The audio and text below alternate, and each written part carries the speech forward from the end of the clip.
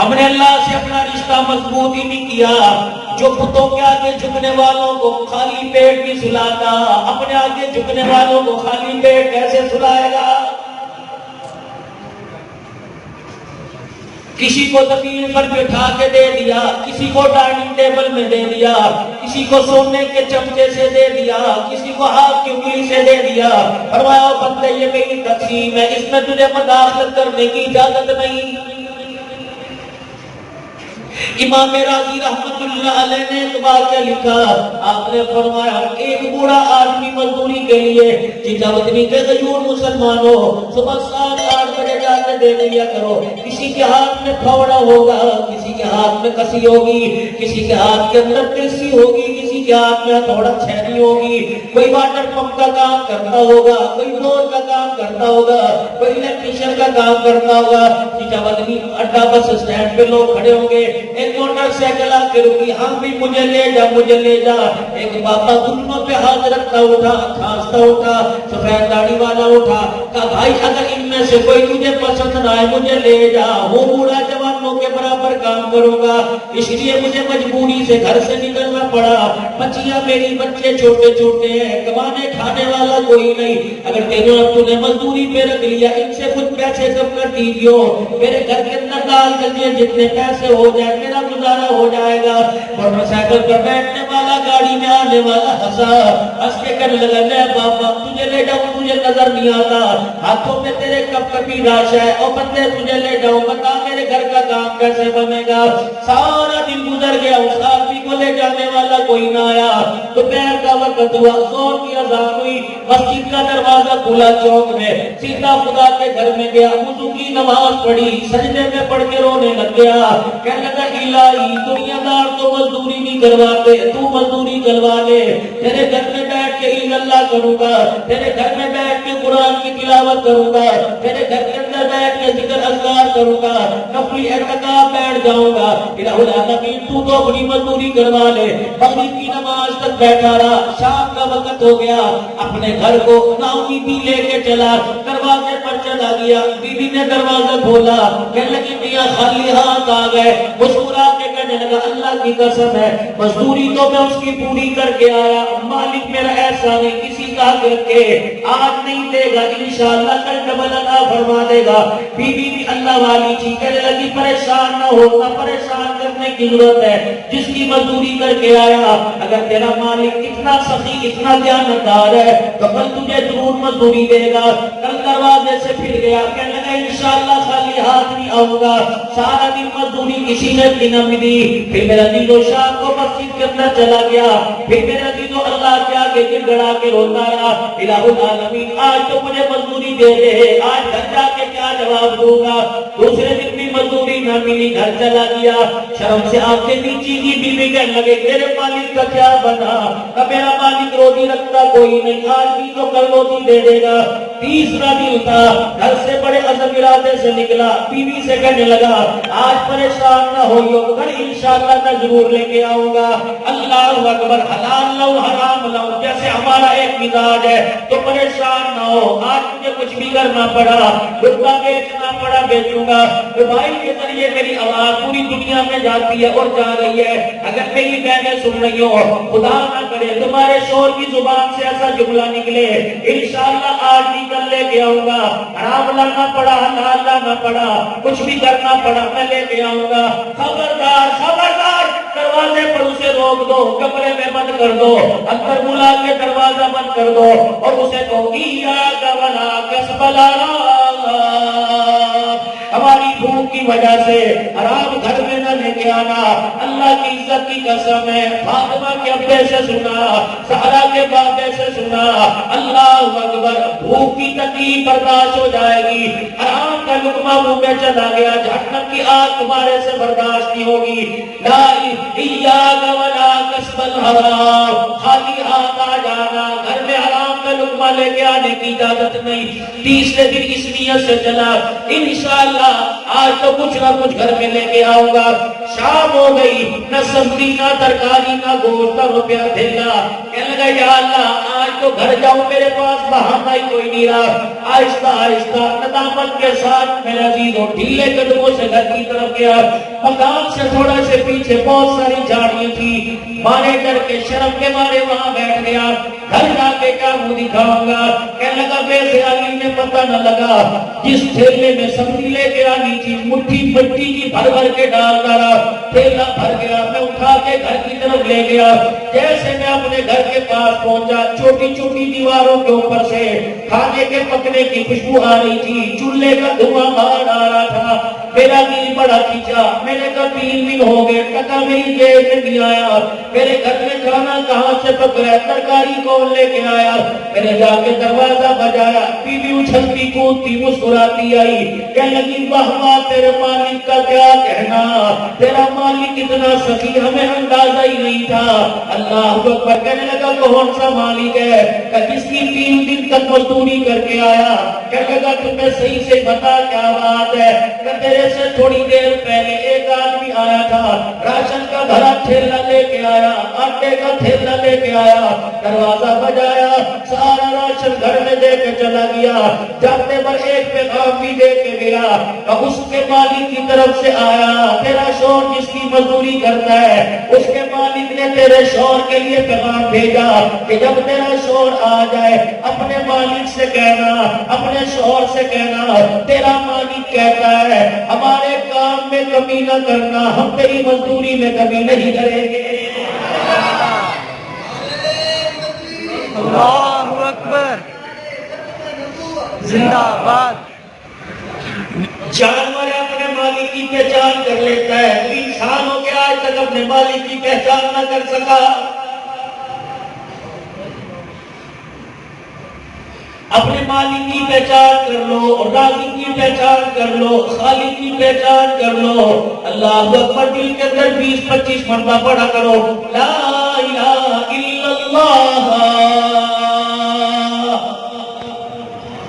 مسلمان کو تو سیوا دیتا نہیں ہے، مسلمان کو تو یہ سیو بھی نہیں دیتا، کسی سے ملاقات کرے پوچھے تیرے بچے کا کیا حال ہے، پوچھے تیرے کاروبار کا کیا حال ہے، میرے عزیز و ہم نام کے مسلمان ہیں، طریقہ سارا ہندوؤں والا، طریقہ سارا کافروں والا، کسی سے صبح صبح ملاقات کی، السلام علیکم ورحمۃ اللہ وبرکاتہ، بتا تیرے ایمان کا کیا حال ہے، کل تم نے کتنی نمازیں پڑھی تھی، کتنے قرآن کے پارے تلاوت کیے تھے، خدا پاک کی قسم ہے یہ طریقہ میں تمہیں اپنے پاس سے نہیں بدلا رہا، مسجد نبوی کا صحن ہے، سونے والا حضرت حارثہ ہے، حال پوچھنے والا امام الانبیاء صلی اللہ علیہ وسلم ہے، صبح کا وقت ہے، حضور مسجد نبوی میں تشریف لائے، حضرت حارثہ مسجد کے فرش پہ سو رہے تھے، رحمت العالم نے حضرت حارثہ کے پاؤں پہ پاؤں رکھ کے دبایا، حضرت حارثہ رضی اللہ تعالی عنہ کی آنکھ کھلی، نبوت والے کپڑے کو دیکھا، کلیجہ ٹھنڈا کیا، حضور علیہ السلام نے پاؤں ہٹایا نہیں بلکہ اور پاؤں دبایا، فرمایا کیف اصبحت یا حارثہ، اے حارثہ بتا آج تو نے صبح کیسے کی، حارثہ بھی رسول اللہ صلی اللہ علیہ وسلم کا سچا غلام تھا، کہنے لگا اصبحت مؤمنا حقا، صبح میں نے اس حالت کے ساتھ کی کہ ایمان پوری حلاوت کے ساتھ میرے سینے میں موجود ہے، ایمان میرے پاس ہے، یا رسول اللہ کیا دلیل ہے، یا رسول اللہ کل سارا دن روزہ رکھا تھا اور رات کو سارے کام کر کے مصلی پہ میں کھڑا ہو گیا، جو جسم میں نے بستر کے حوالے کرنا تھا وہ جسم میں نے اللہ میرے مصلی کے حوالے کر لیا، یارو 2 شخص ہے، ایک رات کو تکیے پہ سر رکھ کے سو گیا، ایک رات کو سجدے میں سر رکھ کے رونے لگا، جو سوتا رہا وہ سامنے خواب دیکھتا رہا، جو سجدے کے اندر سو گیا وہ دنیا بھی کما گیا آخرت بھی کما گیا۔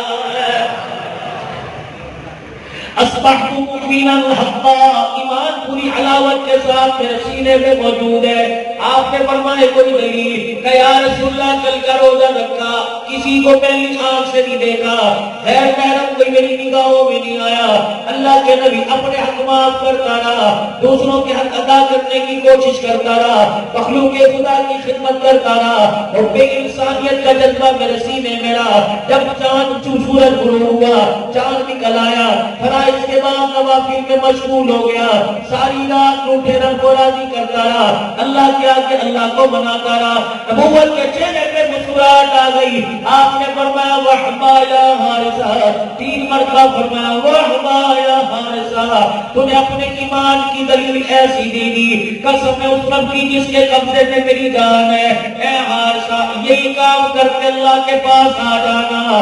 اگر اسی کام کو کرتے کرتے موت آ گئی, اللہ کی عزت کی قسم ہے قیامت کے جنت کے ہر دروازے پہ میں محبت کھڑا ہو کے ذرا استقبال کروں گا. لا الہ الا اللہ. آج زبانوں پر اللہ ہے, جب دل میں اللہ کی محبت آ جائے گی, خدائے پاک کی قسم اللہ کی مرضی کے خلاف آنکھ اٹھانے کی بھی جرت نہیں ہوگی. آج زبان پر لا الہ الا اللہ ہے, اللہ کا خوف دل میں آ جائے, اس کی عظمت دل میں آ جائے, اس کی بڑائی دل کے اندر آ جائے, پھر خون کے قطرے سے اللہ اللہ کی آواز آوے گی, دل کی دھڑکن سے اللہ اللہ کی آواز آوے گی, طریقہ ٹوٹے گا, جان چھوٹ جائے گی, جان نکل جائے گی, اللہ کا حکم ٹوٹے گا, جان نکل جائے گی. پھر عزیزو جب اللہ کی مان کے چلے گا, اللہ تیری ساری دنیا سے بنوائے گا. حضرت سعد بن وقاص رضی اللہ تعالی افریقہ کے جنگلوں میں صحابہ کی جماعت لے کے جا رہے ہیں, راستے میں دریا آ گیا. نبی کے یار کہنے لگے ہمارے پاس بیڑا کوئی نہیں, ہمارے پاس پانی ہم سے نکلنے کا انتظام کوئی نہیں. یہی نبی کا صحابی ہے جس نے نبی کے غلاموں کو سواری سے اتروا دیا. فرمایا وضو کرو, 2 رکعت صلاۃ الحاجت پڑھو, پھر سب کو صلاۃ الحاجت پڑھوائی, پھر دریا کے کنارے کھڑے ہو گئے. فرمایا اے دریا کی موجو, تم بھی اللہ کی مخلوق, ہم بھی اللہ کی مخلوق ہے, تم کیا سمجھتے ہو اللہ کا نام لینے والوں کو تم دبو دو گے؟ تم لینے کیا سمجھتے ہو رسول اللہ کے غلاموں کو تم دبو دو گے؟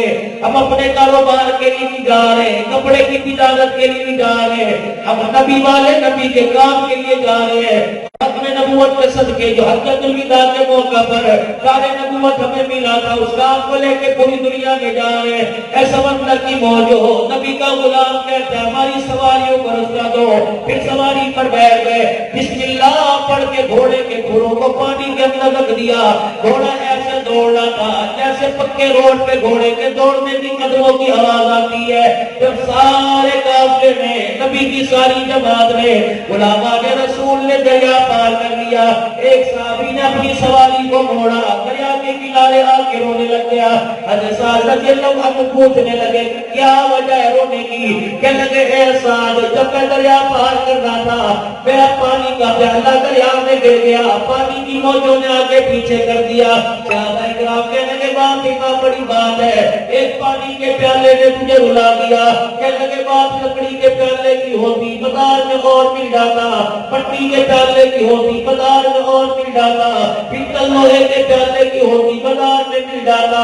فرمایا تجھے پتہ یہ پیالہ کس کا تھا؟ یہ امام الانبیاء صلی اللہ علیہ وسلم کا تھا. پتہ نہیں کتنی مرتبہ نبی نے اس پیالے میں پیا. ایک دن رحمت والے نبی نے پیار میں آ کے پیالہ مجھے دے دیا. خدائے پاک کی قسم ہے دریا مجھے نگل جاتا, اتنا غم نہ ہوتا, میرا پیالہ مجھے دے دیتا. یہ نبی کا غلام ہے, دریا کے کنارے کھڑے ہو گیا اور آواز دے کے کہنے لگا اے دریا کی موجو, غلامان رسول کا پیالہ تمہارے اندر چلا گیا, تیری جرت کیسے ہوئی ہمارے پیالوں کو نگل گیا؟ محمد کا غلام تجھے حکم دیتا ہے ہمارا پیالہ واپس کر دے. کائنات کے ستاروں نے دیکھا, آسمان کے سورج نے دیکھا, نبی کی صحابی نے پانی کی موجوں کو للکارا, ایک لہر آئی, لہر نے پیالہ نکال کے دریا کے کنارے پہ پھینک دیا. سبحان اللہ. لا الہ الا اللہ. جب تم ایٹم کا سہارا لوگے, جب تم اقتدار کا سہارا لوگے, مسلم چیئرمینی کا سہارا لوگے, تھانے کے ایس ایچ او صاحب کا سہارا لوگے, گورنمنٹ کے ملازم کا سہارا لوگے, خدائے پاک کی قسم ایسی جگہ سے مار پڑے گی جہاں سے تصور ہی نہ ہوگا.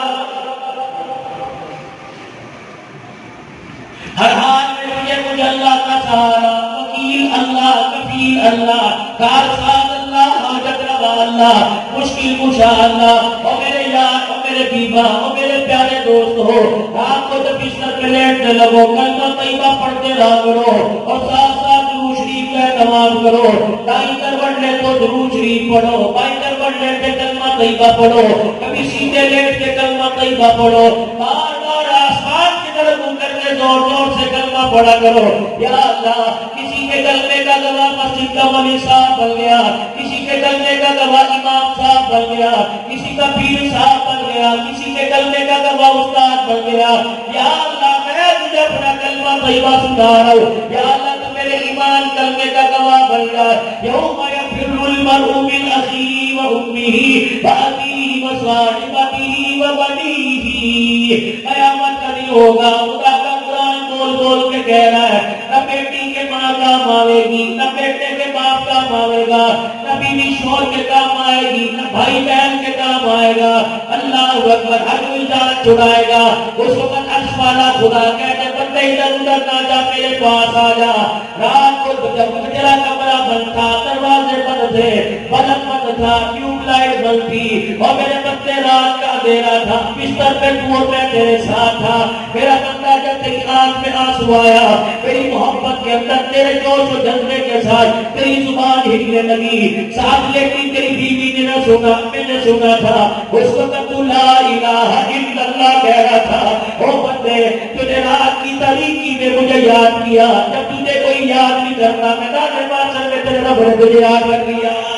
سبحان اللہ. محمد الرسول اللہ صلی اللہ علیہ وآلہ وسلم. خدا تمہیں عمرے کی توفیق دے, اللہ حج کی توفیق دے. جاؤ گے انشاءاللہ. اور پیسے والوں پیسے پہ مان نہ کرنا, مدینے میں موت آ جائے شان سے مرنا. چیچا وطنی کے غیور مسلمانوں, یہاں بیٹھ کے مدینے کی موت مانگ لو. خدا پاک کی قسم ہے, موت مانگنے سے نبی نے منع کیا, لیکن مدینے کی موت مانگنے سے حضور نے کو فرمایا ماندارو, ہندوستان والو, پاکستان والو, عرب عجم والو, اگر بڑھاپا آ جائے تمہارے جوڑوں سے, تمہاری شباب, تمہاری عقل رگ نسل سے اگر اثار نظر آنے لگ جائے, قریب مرنے والا ہو, تو سارے فرضوں سے فارغ ہونا, ٹکٹ کٹا کے میرے مدینے میں آ کے بیٹھ جانا. امام مالک رحمت اللہ علیہ 17 سال نبی کی چھاؤں میں, روزے کی چھاؤں میں درس حدیث پڑھانے والا, جس نے ایک حج زندگی میں کیا, دوسرا حج اس لیے نہیں کیا, مدینے سے قدم باہر نکل گیا کہیں موت نہ آ جائے, میں مدینے کی سرزمین پہ مرنا چاہتا ہوں. اور لوگوں میرے نبی نے فرمایا اگر تمہارے اندر طاقت ہے, سارے فرضوں سے فارغ ہو کر میرے مدینے میں کسی کونے میں آ کے بیٹھ جانا اور موت کا انتظار کرنا. میرے مدینے میں جس کی موت آ گئی وہ میرا قیامت تک پڑوسی بن گیا, اور پڑوسی کا پڑوسی پڑھا ہے. قیامت کے دن سب سے پہلے قبر سے میری مٹی اٹھائی جائے گی, اکیلا بھی اٹھوں گا, 5 خیر اٹھوں گا, پھر میں جنت المقی والوں کے پاس جاؤں گا. پاکستان والا کیوں نہ ہو, ہندوستان والا کیوں نہ ہو, میرے یار وفادار کیوں نہ ہو, سب کی قبر کھلے گی, سب میرے سامنے قبر سے اٹھیں گے, پھر سارے میرے پیچھے پیچھے چلے جائیں گے. اور لوگوں اللہ کو گواہ بنا کے کہتا ہوں, جو میرے مدینے میں آ کے مر گیا, قبری والا پہلے جنت میں جائے گا, بعد مدینے میں رہنے والا جنت میں چلا جائے گا. یہ میرے پڑوسی کا حق ہے.